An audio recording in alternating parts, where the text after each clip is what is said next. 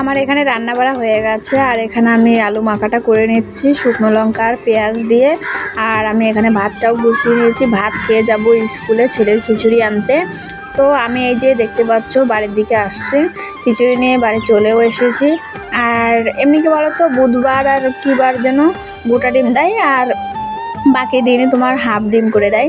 তো আমি খিচুড়ি নিয়ে এসে স্নান টান করে নিয়েছি, করে খেয়ে দিয়ে একটু ঘুমিয়েছিলাম। আর বিকেলবেলা উঠে না আমার সত্যি খুবই খিদে লেগে গিয়েছিল, যার জন্য আমি দোকান থেকে গিয়ে চাউমিন নিয়ে এসেছি। আর এই যে চাউমিনটা না খুবই ভালো লাগছিল আমার, সন্ধ্যেবেলা খিদেও লেগেছিলো। আর আমরা যাব রাতে কীর্তনে। তো আমাদের বাড়ির পাশে আমার কাকা শ্বশুরদের বাড়িতে একটা কীর্তন হচ্ছিল, রাতে ওরা কীর্তন দিয়েছে, খাওয়া দিয়েছে। তো ওখানে গিয়েছিলাম, একটু কীর্তন দেখলাম। আগে যেতে পারিনি কারণ ছেলে সন্ধ্যেবেলা ঘুমিয়ে পড়েছিল, তার জন্য। তো পরে গিয়ে একটুখানি কীর্তন দেখলাম আর তোমাদেরকেও দেখালাম। দেন তারপর আমরা খেতে বসে পড়েছি। এখানে সবজি, ডাল, পাঁপড়, চাটনি, পায়েস এইসবই দিয়েছিল। গুড নাইট, সবাই ভালো থেকো, কীর্তনে সুস্থ বুঝতে থেকো, পারছো আর টাটা। কি।